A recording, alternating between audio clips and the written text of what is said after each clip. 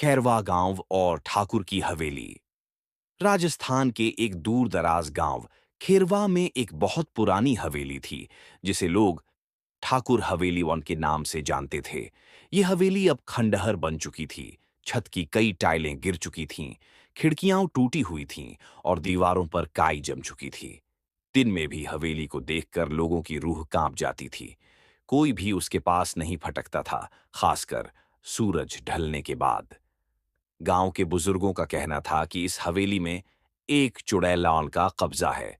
जिसने भी वहां जाने की कोशिश की, वह या तो पागल हो गया या फिर कभी लौटा ही नहीं। करीब 70 साल पहले ठाकुर सुरेंद्र सिंह, जो उस समय खेरवा का सबसे रुतबेदार और अमीर जमींदार था, उसकी शादी एक बेहद सुंदर और भोली लड़की रत्ना से हुई। रत्ना सिर्फ 18 साल की थी। उसके नैन नक्श ऐसे थे कि कोई भी देखे तो सम्मोहित हो जाए। लेकिन ठाकुर बहुत ही क्रूर, शकी मिजाज और लालची था। शादी के कुछ महीनों बाद उसे यह शक हुआ कि रत्ना का किसी नौकर से संबंध है, जबकि यह पूरी तरह झूठ था। ठाकुर ने अपने नौकरों को हुक्म दिया, इस औरत को जिंदा ही तहखाने में दफन कर दो, कोई आवाज बाहर ना आए। रत्ना ने बहुत गिड़गिड़ाई, चिल्लाई, पर हवेली की मोटी दीवारों ने उसकी आवाज बाहर नहीं जाने दी। उसकी आखिरी चीखें तहखाने की अंधेरी दीवारों में कैद हो गईं। मरते समय रत्ना ने एक भयानक शापट दिया, ठाकुर वंश कभी संतान का मुंह नहीं देखेगा और मैं इस हवेली से कभी नहीं जाऊंगी। मेरी आत्मा यहीं भटकेगी और जो भी मेरी सच्चाई जाने बगैर इस हवेली में आएगा, वो कभी वापस नहीं जाएगा। रत्ना की मौत के बाद ठाकुर का घर तबाही का घर बन गया। उसकी पहली बीवी मर चुकी थी और दूसरी बीवी पागल हो गई। ठाकुर का इकलौता बेटा अचानक गुम हो गया। उसकी लाश तहखाने से बरामद हुई। आंखें खुलीं और मुंह डर से फटा हुआ। हवेली में हर पूर्णिमा की रात एक लाल साड़ी में लिपटी औरत को खिड़की पर देखा जाने लगा। चूड़ियों की खनक, पायल की झंकार और जोर-जोर से हंसने की आवाजें हर रात लोगों को सुनाई देती थीं।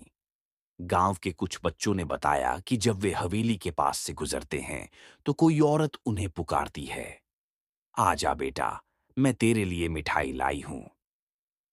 2020 में शहर से पढ़ाई करके लौटा एक युवक, अर्जुन, जो साइंस में स्नातक था, इन कहानियों को अंधविश्वास मानता था। उसने अपने दोस्तों से कहा, भूत चुड़ैल कुछ नहीं होते, ये सब दिमागी वहम है। मैं खुद हवेली में जाकर इसका सबूत लाऊंगा। अर्जुन ने एक रात कैमरा, टॉर्च और आवाज रिकॉर्ड करने वाला उपकरण लेकर हवेली में प्रवेश किया। हवेली के अंदर घुसते ही सब कुछ अजीब लगने लगा। फर्श पर सूखे खून के निशान थे। एक दीवार पर मैं जिंदा हूं लाल रंग से लिखा था। अचानक कैमरे की बैटरी खत्म हो गई और टॉर्च बंद हो गई। अर्जुन को महसूस हुआ कि कोई उसकी सांसों के पास सांस ले रहा है। वो तहखाने की ओर बढ़ा, जहां उसने दीवार में एक हल्की दरार देखी। जैसे ही उसने दीवार को हाथ लगाया, दीवार दरक गई और अंदर एक भ्रमण दिखी, जिस पर लिखा था, यहां रत्ना सोई है, न्याय की प्रतीक्षा में। और तभी किसी ने उसके कंधे पर हाथ रखा। वो पलटा, लेकिन वहां कोई नहीं था, सिर्फ एक तेज गंध और औरत की धीमी आवाज, तू भी धोखा देगा क्या अर्जुन। वो वहीं बेहोश हो गया। अगले दिन सुबह अर्जुन को हवेली के बाहर बेहोश मिला। जब होश आया, वह कुछ बोलने के बजाय बस दीवार की ओर देखता रहा। कभी कभी बुदबुदाता, उसने मुझे देख लिया है, उसकी आंखें, वो वापस आएगी। गांव के लोग कहते हैं कि रत्ना की आत्मा ने अर्जुन को छू लिया है। अब वह धीरे धीरे उसी की तरह बन जाएगा, एक चेतावनी बनकर। आज भी ठाकुर हवेली वीरान है। अगर कोई वहां जाता है तो हवेली में दबी आत्मा जाग जाती है। रत्ना अब चुड़ैल नहीं, बल्कि एक न्याय की प्यासी आत्मा है। वह इंतजार कर रही है किसी ऐसे इंसान का, जो उसका सच दुनिया को बताए या उसकी तरह दफन हो जाए।